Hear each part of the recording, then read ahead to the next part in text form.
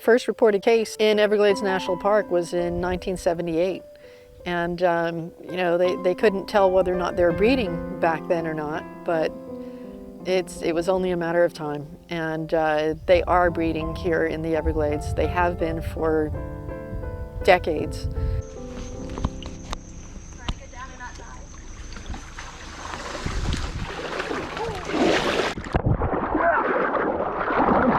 Yep, you got it.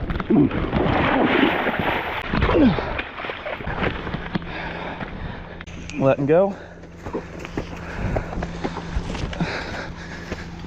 Every single one that we take out makes a difference.